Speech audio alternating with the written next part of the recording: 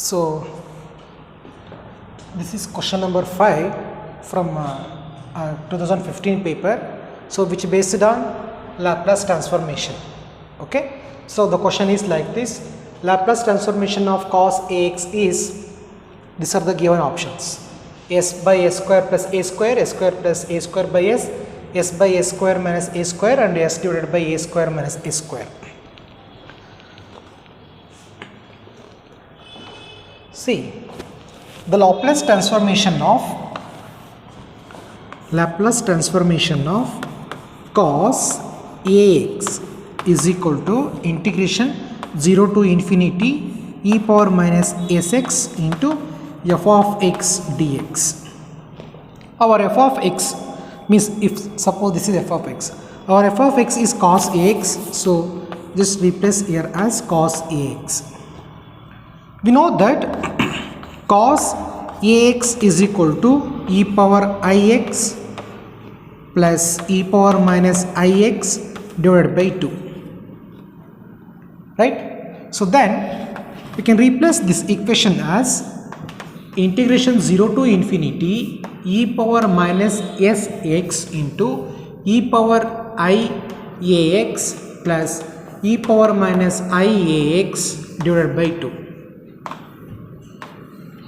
Okay, next, so therefore integration 0 to infinity, if I take minus I from these two, if I take in the exponential powers minus as a common, so then the remaining is minus e power minus of s.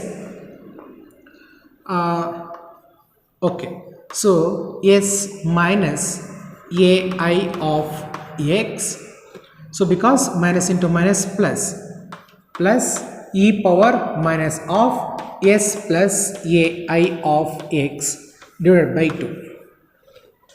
And since integration 0 to infinity e power minus ax dx is equal to 1 by a, so therefore this can be written as, this is just like e power minus ax. A is nothing but s minus ai, so therefore 1 divided by s minus ai plus 1 divided by s plus ai into 1 by 2, this one. So next we can write this as s plus ai plus s minus ai divided by s square minus a square. A square is nothing but a square into I square. I square is minus 1, and therefore, so this is just like s square minus ai whole square. I square is minus 1, so we can write this as s square plus a square. So like that we can write here s square plus a square, and this plus ai minus ai cancel, so into 1 by 2, so this 1 by 2. So therefore we can write this as s plus s 2s divided by 2 into s square plus a square, and this 2 cancel, remaining is s divided by s square plus a square. So option number A is correct, s divided by s square plus a square.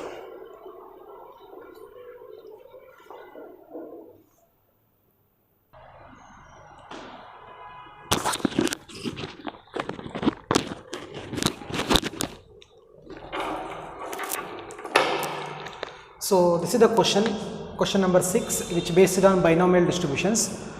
So here you have to calculate, they are given mean and standard deviations. So 9 and 6, 9 is the mean and root 6 is the standard deviation, but we have to calculate the value of n and p, number of trials, and the probability p is number of success in the trial. So let's see, we know that mean mu is equal to n into p, so which is equal to, they are given 9, and standard deviation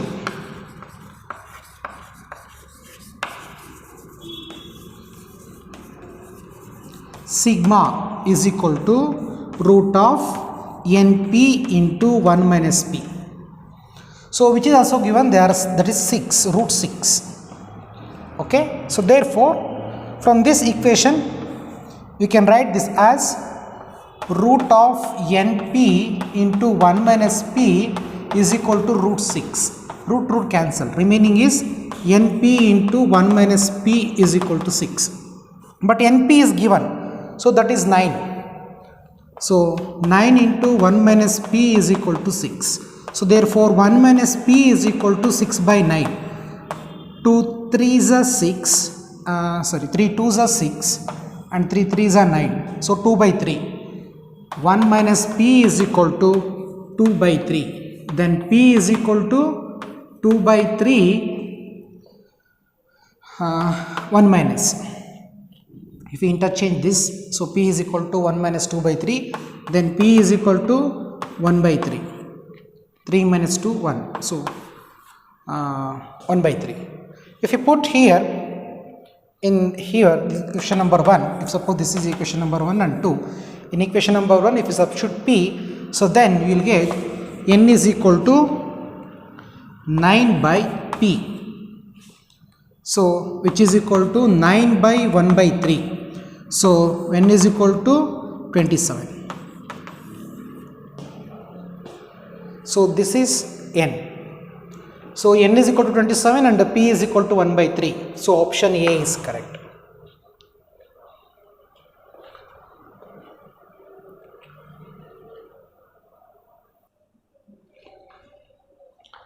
So this is the question number 7, which based on complex analysis.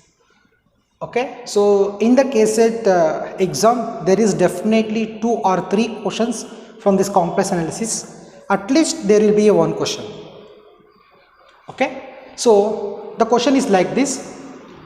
They are given z is equal to x plus iy, and we have to verify whether in this option which one of the following is not analytic. So we have to calculate which function is not an analytic function. So the formula for this analytic function is dou u by dou x is equal to dou v by dou y, and dou u by dou y is equal to minus of dou v by dou x. So what is this u and v? U is a coefficient of real terms and v is a coefficient of imaginary terms. Like for example, u plus iv, like this. Like if suppose z is equal to x plus iy. You have to verify these conditions for all the options. But one more method is there, so that is the trick. So we can easily find so which of the following function is analytic or not. If it is possible to express as a z is equal to x plus iy, so then it is analytic. If it is not possible to express in the form of z is equal to x plus y, then that is not an analytic function. So here in the given option, see, this is a real part of z.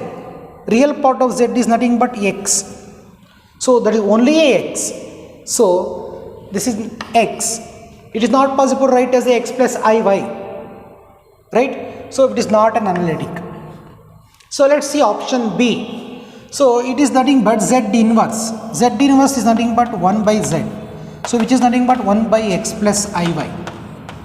So now it is possible to write in terms of z, like x plus iy.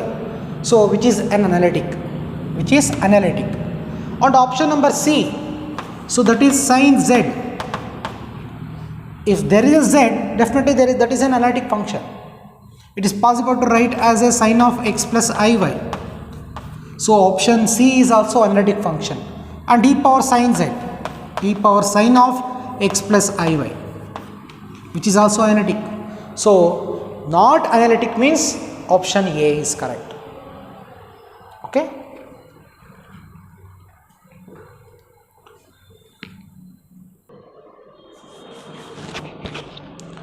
So this is the question number 8, which is on statistical part. So that is based on probability. Here the question is like this: the probability that students get unannounced test during any class is 1 by 5. That means out of 5, at least one class they are getting unannounced test. If a student is absent twice, okay, in these classes, if he absent twice, then the probability that the student misses at least one test is what?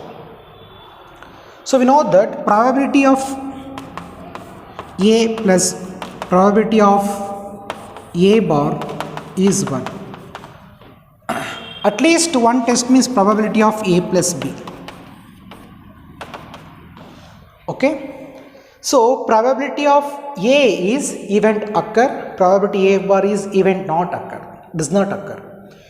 Okay. If you add this, we will get 1. But here the probability of event occur is 1 by 5. Okay. Then probability of event does not occur is 1 minus, sorry. Okay. So this is 1 by 5. So next, P of A. P of A is equal to 1 by 5. And probability of event does not occur is, probability of A bar is 4 by 5. Okay. In this 4 by 5, at least he is absent twice. So that means, so because of 1 minus 1 by 5 is nothing but 4 by 5. 1 minus 1 by 5 is nothing but 4 by 5. And this 4 by 5 plus 1 by 5 is nothing but 1. So therefore, but he is absent 2 times, so we can take this as a square. So then at least one test is 1 minus this 4 by 5 is 16 by 25, which is equal to 25 minus 6 is 9 by 25. So this 9 by 25 is the option. At least he should miss one test is this one, 9 by 25.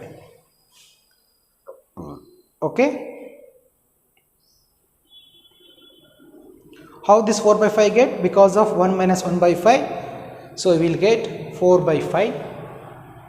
And but his misses is classes twice. So take that as square. And take 1 minus that 4 by 5 square. So 9 by 25.